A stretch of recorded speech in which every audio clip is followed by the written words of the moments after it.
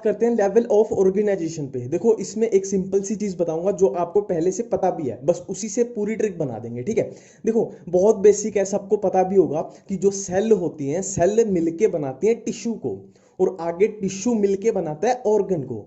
Cell से मिलके बना टिश्यू और टिश्यू से मिलके बना ऑर्गन, बस खत्म। अब देखो लेवल ऑफ ऑर्गेनाइजेशन में पहला क्वेश्चन कि कितने टाइप का लेवल ऑफ ऑर्गेनाइजेशन होता है, तो सिंपल है, इसी फ्लो को पकड़ लो। सेल से मिलके बना टिश्यू और टिश्यू से मिलके बना ऑर्गन, तो तीन टाइप का हो गया। पहला हो गया सेलुलर लेवल, और दूसरा हो गया टिश्यू लेवल, और तीसरा हो गया ऑर्गन सिस्टम लेवल, बस खत्म। अब देखो कैसे बताएं कि कौन से फाइलम में किस टाइप का ऑर्गेनाइजेशन है, तो सिंपल है, आपने उसी बेसिक फ्लो को पकड़ लेना है कि सेल से मिलके बने टिश्यू और टिश्यू से मिलके बने ऑर्गन। अब इस फ्लो में देखो सेल है जो, वो कौन से नंबर पे आ रहा है फ्लो में, वो आ रहा है पहले नंबर पे, मतलब 1। तो सिंपल है कि जो सेलुलर लेवल ऑफ ऑर्गेनाइजेशन होगा वो होगा सिर्फ एक फाइलम में। अब अपने फ्लो में देख लो, पहले नंबर पे कौन सा फाइलम आ रहा है, पोरीफेरा, और वो होगा एक में, मतलब सिर्फ पोरीफेरा में। तो पोरीफेरा में हो गया सेलुलर लेवल ऑफ ऑर्गेनाइजेशन। अब नेक्स्ट चलते हैं टिश्यू लेवल पे। अब देख लो अपने फ्लो में टिश्यू कौन से नंबर पे आ रहा है, सेल पहले पे, मतलब टिश्यू दूसरे पे, मतलब 2। तो टिश्यू लेवल ऑफ ऑर्गेनाइजेशन होगा 2 फाइलम में। अब पहले में तो हमारा पोरीफेरा पहले से ही फिल हो चुका है, तो नेक्स्ट के 2 पकड़ लो। अब नेक्स्ट के 2 कौन से आगे, सिलेंट्रेटा और टिनोफोरा, तो ये नेक्स्ट अपने टिश्यू में कवर हो गए, और जो भी बाकी के बचे रेस्ट वो डाल दो सारे ऑर्गन सिस्टम में, ठीक है। अब प्लेटीहेल्मिन्थेस में कंफ्यूज मत होना, उसमें एनसीईआरटी में दिया हुआ है कि ऑर्गन एंड ऑर्गन सिस्टम होता है उसमें, पर इसमें आपको एग्जाम में कंफ्यूज नहीं किया जाएगा, तो इसका ऑर्गन ही याद रखना, ऑर्गन सिस्टम ही याद रखना, ठीक है।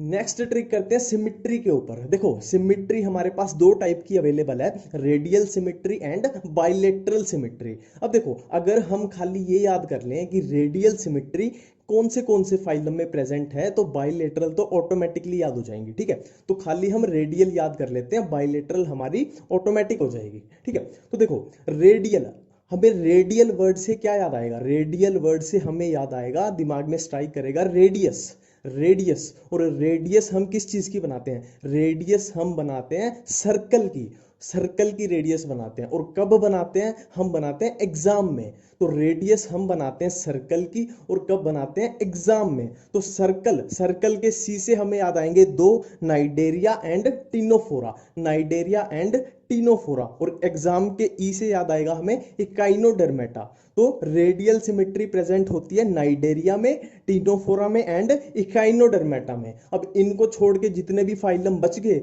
रेस्ट, उनमें आ जाएगी ऑटोमेटिकली बाइलेटरल सिमेट्री। और एक पोरीफेरा का ध्यान रखना, इसमें कोई भी सिमेट्री कोई डिसाइडेड नहीं होती, वेरियस सिमेट्री होती है, ये अलग से ही है, ठीक है।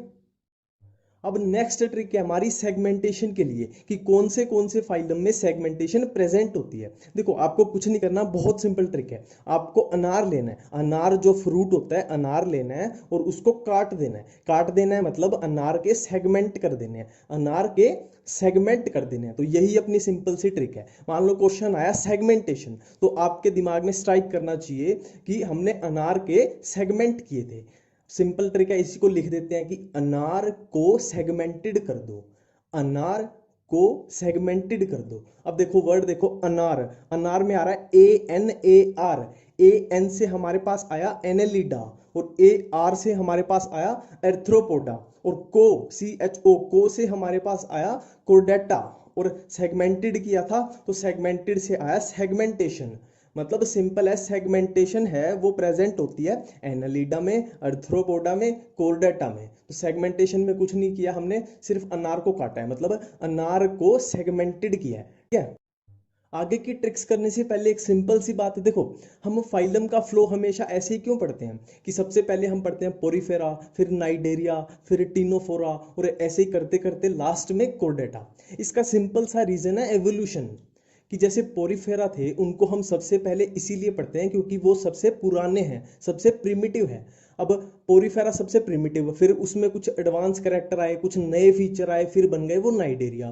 फिर नाइडेरिया में कुछ एडवांस फीचर ऐड हुए, फिर बन गए वो टिनोफोरा, और ऐसे ही एडवांस होते होते हम आ गए कोर्डेटा तक, ठीक है। अब इससे हमें मिला क्या, इससे सिंपल सी बात है कि फॉर एग्जाम्पल मान लो कोई भी एक फीचर है, मान लो सर्कुलेटरी सिस्टम है। अगर सर्कुलेटरी सिस्टम पहली बार आया फॉर एग्जाम्पल एनेलिडा में, तो ये अंडरस्टूड है कि एनालिडा से पहले जितने भी फाइलम आए वो उससे प्रिमिटिव हैं, तो उनसे पहले वाले फाइलम में वो सिस्टम होगा एब्सेंट, और एनालिडा के बाद जितने भी फाइलम आएंगे वो उससे एडवांस हैं। तो वो सिस्टम जैसे सर्कुलेटरी सिस्टम है, अगर एनालिडा में पहली बार आया तो एनालिडा के बाद वाले फाइलम में होगा प्रेजेंट और उससे पहले वाले फाइलम में होगा अब्सेंट। ठीक है, अगली हमारी ट्रिक है सिलोम के लिए कि कौन से फाइलम एसिलोमेट हैं, कौन से स्यूडोसिलोमेट हैं और कौन से सिलोमेट हैं।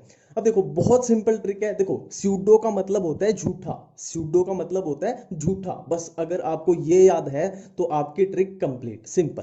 देखो आपका कोई ना कोई ऐसा दोस्त होता होगा, सबका ऐसा एक दोस्त होता है जो हमेशा कुछ भी पूछ लो उससे हमेशा झूठ बोलता है, उससे कुछ भी पूछ लो वो झूठ ही बोलता है। तो सिंपल है, पूछ लो मतलब आस्क और झूठ मतलब सूडो।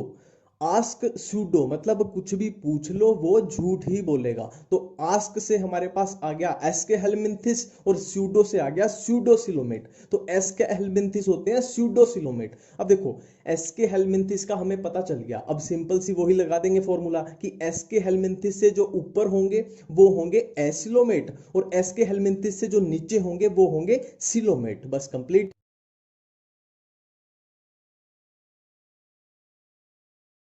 तो सबसे पहले हमारे पास आता है स्पॉन्ज। तो स्पॉन्ज के एनसीईआरटी में 3 एग्जांपल दिए हुए हैं, साइकोन, स्पॉन्जिला और यू स्पॉन्जिया। तो दो तो इसके नाम से ही हो जाएंगे कि स्पॉन्ज, स्पॉन्ज में आए स्पॉन्जिला और यू स्पॉन्जिया, और एस फॉर स्पॉन्ज और एस फॉर साइकोन। तो ये अपना कंप्लीट हो गया। नेक्स्ट है सिलेंट्रेटा। देखो आप बायो के स्टूडेंट हो तो मेरे को भी पता है आपको फिजिक्स करने में कितनी दिक्कत होती होगी। तो देखो आप जब फिजिक्स करते हो तो आप दो चीजें यूज करते हो, अपना ब्रेन और जिसे लिखते हो वो पेन। ब्रेन और पेन, पर इससे बात बनती नहीं है। तो हमें जरूरत पड़ेगी गॉड की, भगवान की, गॉड की जरूरत पड़ेगी फिजिक्स के लिए। तो यही अपनी सिंपल सी ट्रिक है। देखो कोई आदमी फिजिक्स ब्रेन और पेन की हेल्प से नहीं कर सकता, कोई आदमी फिजिक्स ब्रेन और पेन की हेल्प से नहीं कर सकता, उसको गॉड की भी जरूरत पड़ेगी। तो कोई से हमारे पास आया सिलेंट्रेटा और आदमी से एडामसिया, फिजिक्स से फिसालिया, ब्रेन से ब्रेन कोरल, और से ओरिलिया, पेन से पिनेटुला और गॉड से गोरगोनिया। नेक्स्ट है टीनोफोरा। टीनोफोरा में आपको कुछ याद नहीं करना, इसके नाम से ही ऑटोमेटिक हो जाएगा। देखो टीनो से हमें याद आया टीनोप्लाना और फोरा के पी से हमें याद आया प्लूरोब्रेकिया। नेक्स्ट है प्लेटी हेलमिंथिस। देखो प्लेटी हेलमिंथिस से हमें याद आएगा प्लेट, और प्लेट में हम क्या खाते हैं, फूड, और फूड दिन में कितनी बार खाते हैं, ब्रेकफास्ट, लंच और डिनर, मतलब 3 बार। प्लेट में हम फूड खाते हैं 3 बार। तो प्लेट से हमारे पास आया प्लेटी हेलमिंथिस और फूड से हमारे पास आया फेसियोला और टीन से हमारे पास आया टीनिया। Next SK helminths. तो देखो अगर आप एनसीईआरटी में एसके हेलमिंथिस को देखते हो तो एनसीईआरटी में ये डायग्राम दिया हुआ है। तो इस डायग्राम में अगर आप ध्यान से देखोगे तो ये हुक जैसी स्ट्रक्चर बन रही है, और ये हुक की शेप कैसी है, थोड़ी राउंड राउंड सी है। तो हमारे पास क्या है, हमारे पास है राउंड शेप का हुक। तो हमें क्या करना है, ये बीच में खाली है, हमें इसको फिल कर देना है। तो हमने क्या किया, राउंड शेप का हुक था हमारे पास जो बीच में खाली था, हमने उसको फिल कर दिया। तो राउंड शेप का हुक था उसको हमने फिल कर दिया। तो राउंड से हमारे पास आया राउंड वर्म, और हुक से हमारे पास आया हुक वर्म, और फिल से हमारे पास आया फिलारिया वर्म। और राउंड शेप का हुक कहां पे दिया हुआ था एनसीईआरटी में, डायग्राम जो था वो दिया हुआ था एस्के हेलमिंथिस में। तो ये एग्जांपल हो गए एस्के हेलमिंथिस के। Next Annelida. बहुत सिंपल ट्रिक है। देखो एक नर ने नारी के साथ फेरे लिए, एक नर मतलब एन नर, और उसने नारी के साथ फेरे लिए। अब एन से हमारे पास आया एनालिडा, और नर से हमारे पास आया नाइरिस, और नारी से हमारे पास आया हेरुडिनेरिया, और फेरे से हमारे पास आया फेरेटिमा। नेक्स्ट है अर्थ्रोपोडा। देखो अर्थ्रोपोडा में तो कोई ट्रिक बनाने की जरूरत ही नहीं है क्योंकि इसमें तो ऑटोमेटिक है, ट्रिक बनी बनाई है।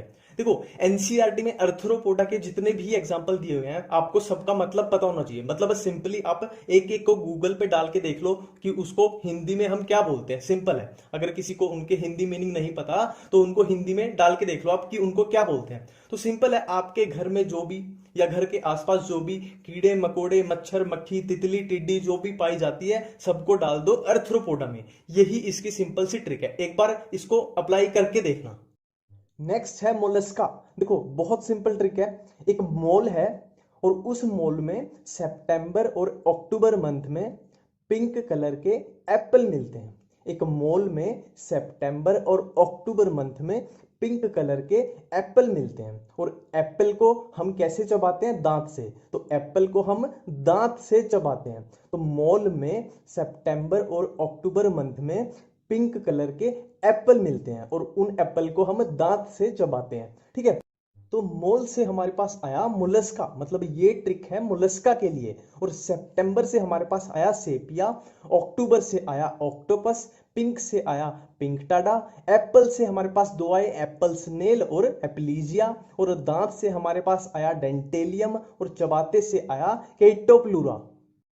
नेक्स्ट है इकाइनोडर्मेटा। अब देखो, सबको पता है कि जो बायो की इकोलॉजी यूनिट है वो फिजिक्स की ऑप्टिक्स से आसान है। बायो की इकोलॉजी फिजिक्स की ऑप्टिक्स से आसान है। अब यही क्वेश्चन मैं आपसे पूछ रहा हूं कि इकोलॉजी ऑप्टिक्स से आसान क्यों है? यही अपनी ट्रिक है सिंपल सी। देखो, इकोलॉजी ऑप्टिक्स से आसान क्यों है? अब इकोलॉजी से हमारे पास आया इकाइनस, और इकाइनस हमें याद दिला देगा ऑटोमेटिकली कि ये ट्रिक है इकाइनोडर्मेटा की, तो उसको अलग से याद करने की जरूरत नहीं है। तो इकोलॉजी से हमारे पास आया इकाइनस, ऑप्टिक्स से हमारे पास आया ओफ्यूरा।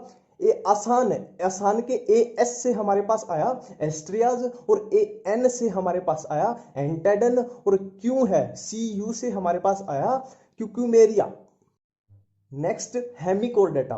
तो देखो, ह्यूमंस बालों में सरसों का तेल लगाते हैं, सबको पता है, ये बात सिंपल है। ह्यूमंस बालों में सरसों का तेल लगाते हैं। तो ह्यूमंस से हमारे पास आया हेमिकोर्डेटा, और बालों से हमारे पास आया बेलेनोग्लोसस, और सरसों से हमारे पास आया सेक्कोग्लोसस।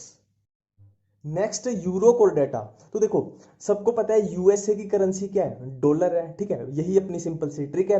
यूएसए की करेंसी क्या है? डॉलर। तो यू से हमारे पास आया यूरोकोर्डेटा, और एस से हमारे पास आया साल्पा, ए से हमारे पास आया एक्सीडिया, और डॉलर से हमारे पास आया डोलियोलम। नेक्स्ट है सिफेलोकोर्डेटा। तो देखो, इसमें जो ये वर्ड है सिफेलो, इसका मीनिंग क्या होता है? अब ये आप ये गूगल पे अभी जाके चेक भी करना। ठीक है, सिफेलो का मतलब होता है हेड रीजन, जो ब्रेन का रीजन होता है। ठीक है, तो यही अपनी सिंपल सी ट्रिक है कि सिफेलो का मतलब होता है ब्रेन का रीजन। सिफेलो मतलब ब्रेन, तो सिफेलो से हमारे पास आया सिफेलोकोर्डेटा, और ब्रेन से हमें याद आ जाएगा ब्रेंकियोस्टोमा। नेक्स्ट है साइक्लोस्टोमेटा। तो देखो, साइक्लोस्टोमेटा वर्ड से हमें याद आना चाहिए साइक्लोन। साइक्लोन मतलब चक्रवात।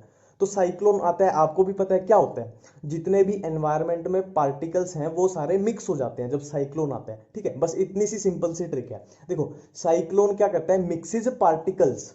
Cyclone mixes particles. साइक्लोन से हमारे पास आया साइक्लोस्टोमेटा, मिक्सिस से हमारे पास आया मिक्सिन, और पार्टिकल्स से हमारे पास आया पेट्रोमाइजोन। अब नेक्स्ट देखो, देखो एनसीईआरटी में फिश दो ही टाइप की दी हुई हैं, एक कॉन्ड्रिक्थीज और एक ऑस्ट्रिक्थीज। तो अगर हम सिंपली ये याद कर लें कि कॉन्ड्रिक्थीज के अंडर कौन सी फिश आती है, तो ऑटोमेटिकली जो कॉन्ड्रिक्थीज में नहीं आती वो चली जाएंगी ऑस्ट्रिक्थीज में। तो कॉन्ड्रिक्थीज हम याद कर लेते हैं। देखो, बहुत सिंपल ट्रिक है। देखो, क्रिमिनल को कहाँ रखा जाता है? जेल में। जेल मतलब प्रिजन, तो क्रिमिनल को रखा जाता है प्रिजन में। तो C for criminal, C for Chondrichthyes.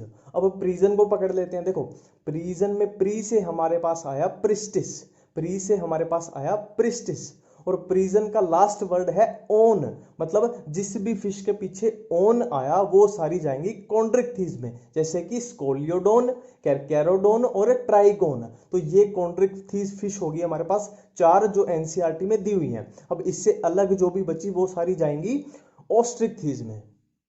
Next है अम्फीबिया। तो देखो, एम्फीबिया के लिए बहुत सिंपल ट्रिक है। एक बंदा था बूफो राणा, एक बंदा था जिसका नाम था बूफो राणा, और वो कहाँ का था? वो था हरियाणा का।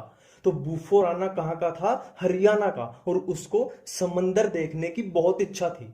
तो बूफो राणा था हरियाणा का, और उसको समंदर देखने की इच्छा थी। तो बूफो से हमारे पास आया बूफो, और राणा से हमारे पास आया राणा, और हरियाणा से हमारे पास आया हाइला, और समंदर से हमारे पास आया सैलमेंदर, और इच्छा से हमारे पास आया इख्तियोफिश।